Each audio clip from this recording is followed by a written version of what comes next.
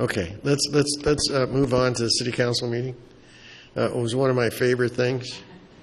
This June 12th city council meeting is probably the most interesting thing I've seen them do in a long time. So now I've got to ask when we talk about city council, if the council doesn't ask any questions and the council doesn't participate in the discussion, what value are they? Who actually runs the city of Santa Clarita? Not our council. And I think that this was one of the council meetings that definitely showed us why we have some of the problems that we have. So I went to the agenda. I know this is an eye chart, and I don't expect you to read it. I just want you to realize how big this agenda was. And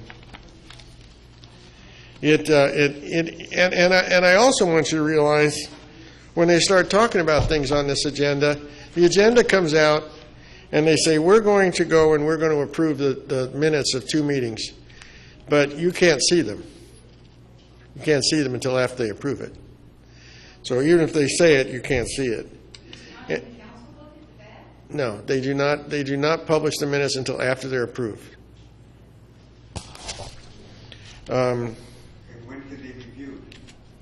Then there's a bunch of, When could they be seen, or when can the public? You can go back. You know what? I'm going to give it a. That question. Never mind. Did I just hit the wrong button? Okay. Yeah. I'm going to go back and see if they're out there now. At times I've done it by public records, but I'll check. Then there was a bunch of bills that they wanted to talk about and show that they knew what was going on. But we're going to talk about right at the bottom of this and later. We're going to talk about agenda item 9.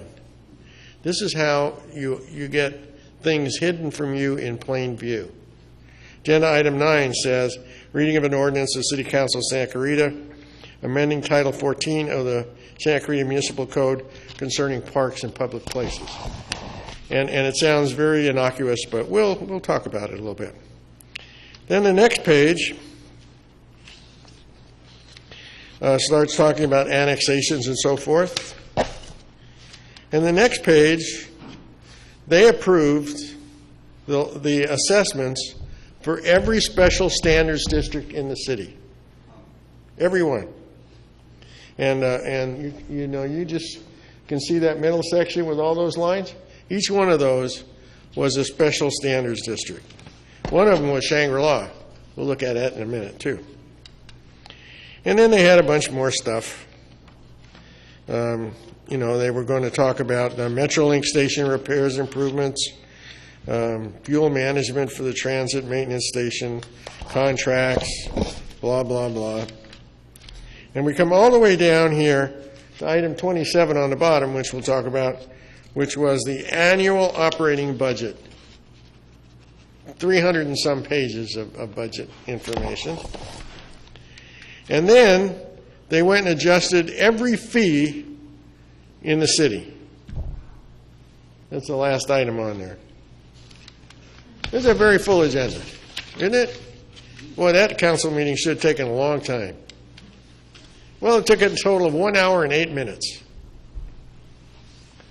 And the majority of it was the normal minutia that the council goes through. They go through talking about whatever they're going to talk about and telling everybody how wonderful they are, maybe a couple of awards or whatever. But out of that 1 hour and 8 minutes, information about all those items took less than 25 minutes. And that 25 minutes, 17 minutes of it was made up by an overview of the budget by the city manager. Now, I got to say that that Striplin does do a much better job of providing an overview than Polskamp did. But still, he doesn't really tell you what's in the budget. And so what I did was I cut out his section, his 17 minutes. And when I send out the links to this, the link to that will go with it. It's out on YouTube, so you don't have to look for it. You can just go right there and you can listen to it if you like. But they approved all of those things in the consent calendar, all of those first 26 items in 16 seconds. You know, that's when it goes, remove recommended action, nobody has any discussion, let's vote, it's done. So they changed every one of those special standards districts in 16 seconds. And then they had a 2-minute council discussion on the budget. Not one specific question got asked about the budget. They were the normal, the staff did a phenomenal job. I want to thank the city manager and the staff for doing this great job, blah, blah, blah. And then could you tell us, Mr. City Manager, how the public can get involved in this process? And they'll talk, and he talked about the 2 meetings, the one at the beginning of the budget process and the one at the end, where they have a joint meeting of all of the commissions, right? They have dinner, you get to watch them eat, and they go through an overview. And then if you go to any of the budget meetings in the middle, you can go there and you can listen to them talk, because they don't supply you with any information about what they're talking about. They just have a few discussions. And I've gone to some of these, and it's a waste of time. Actually, I remember Frank Ferry thought the joint meetings were a waste of time because they never discussed anything other than they go around the room and they all pay homage to the fact that the city staff did such a great job. So I started thinking about some special items of interest. And you know, I probably cheat a little, because there are certain places in the budget that I know there's some shenanigans going on. And so I just go there to see if they're still going on. But if I can find that easy, and I'm not a part of this process, I just wonder why the council members don't start asking a question. So one of these special standards districts happens to be include Shangri-La, the drainage benefit assessment areas, and there are several of them around, as you can see, around the city. One of them, by the way, is right below North Oaks Park, where they have a spring that they've interrupted when they built the properties underneath it, and water used to come up just about through the sidewalk, and they pump out of there. That's one of them. But each one of these is spoken for and is approved separately. And they're all supposed to be run separately. They're separate districts. And when they come and they give you a Proposition 218 assessment district, they say, look, you can believe us. This is a 218 assessment district. We can only spend the money as we define it here. We can't spend it on anything else. Well, it turns out whenever they want to, they find an excuse of why they can. So here it is. This is, let me have that pointer.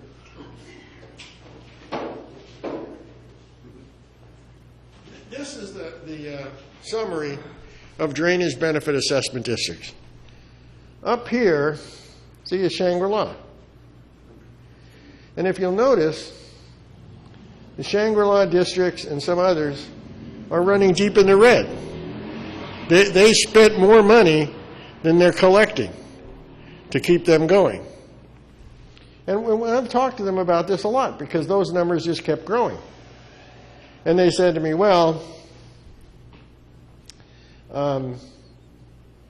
because the 1972 law that Proposition 218 is based on has an exception for water, we can spend money to do water out of any of these districts in any of these districts.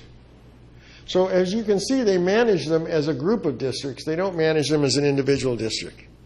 And I got a question. I mean, if I lived in the Shangri-La district and I saw this, and it says here, I'm going to collect from you, how much is that, $28,000? And I'm going to spend nothing in your district, I'd wonder why you're collecting money from me. I guess you don't need it anymore. But that's not why they're doing it. They're doing it to reduce the debt. And who's the debt to? It's to themselves. Because if you read down here below, it talks about and says, yeah, those districts are running in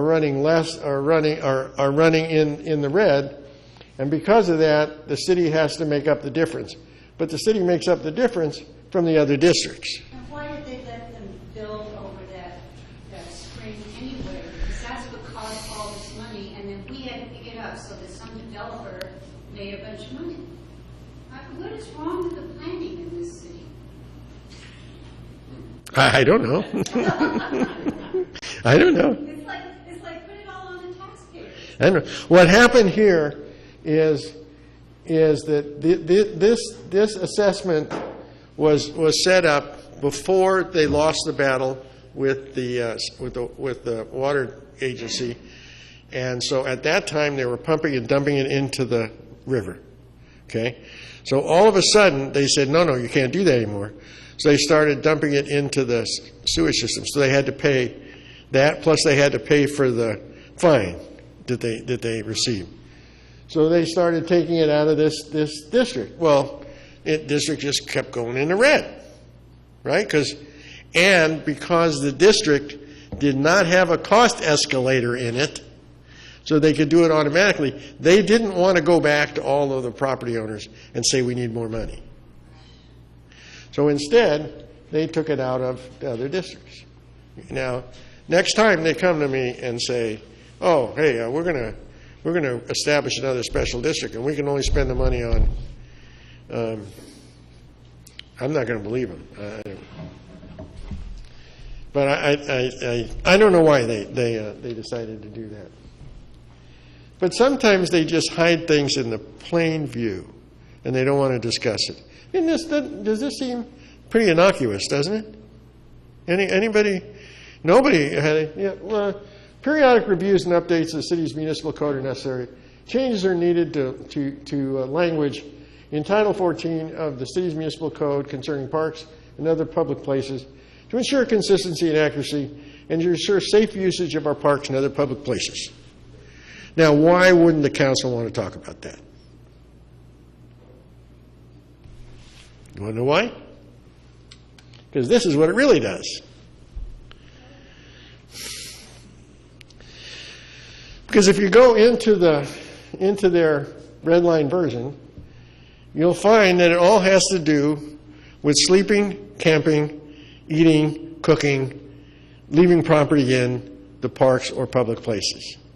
Why would you think they would do something like this? To make sure the homeless can't. I'm shocked. I'm shocked. Now, isn't there a county ordinance already that says parks close at 10 o'clock? And you have to be out of parks?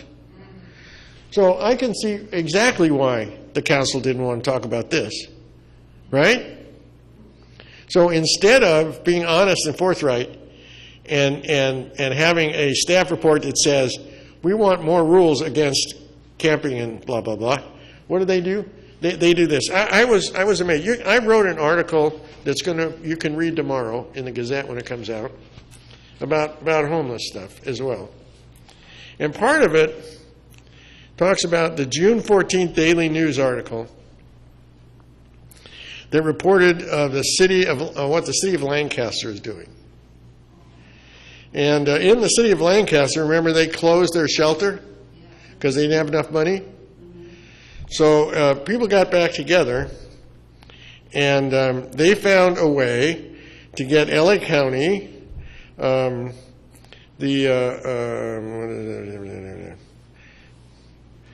County, and the LA. Who is it? Let me see here.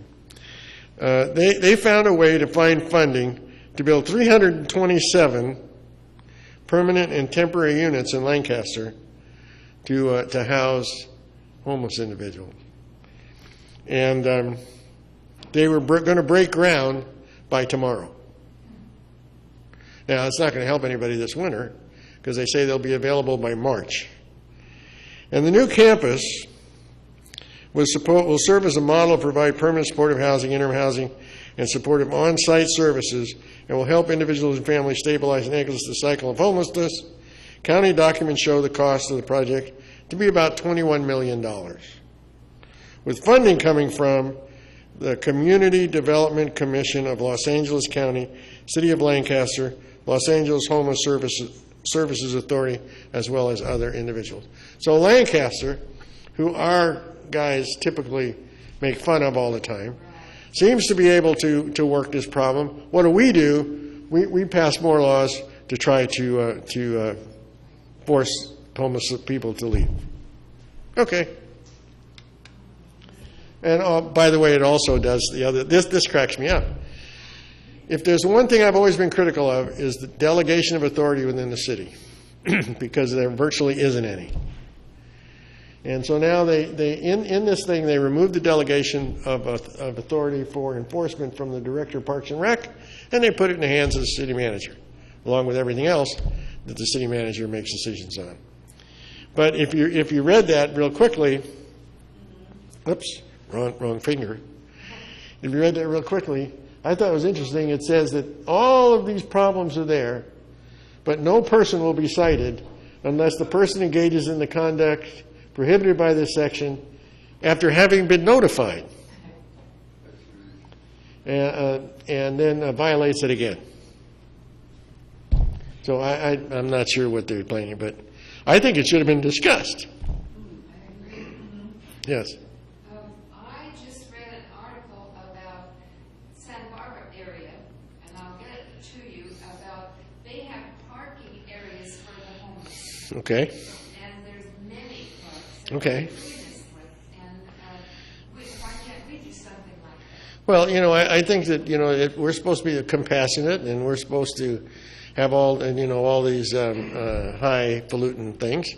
It seems like to me that this was just a way of avoiding discussing the problem. So then came the budget. Yes, ma'am. So, reading that means the parks and or rec staff can't say to somebody, you're not allowed to do that. They have to go. Well, no, the city manager could delegate the responsibility to anybody he wants. Right, but if he doesn't, so that changes. 'Cause they do that now, Sure. Okay. and then they call the cops.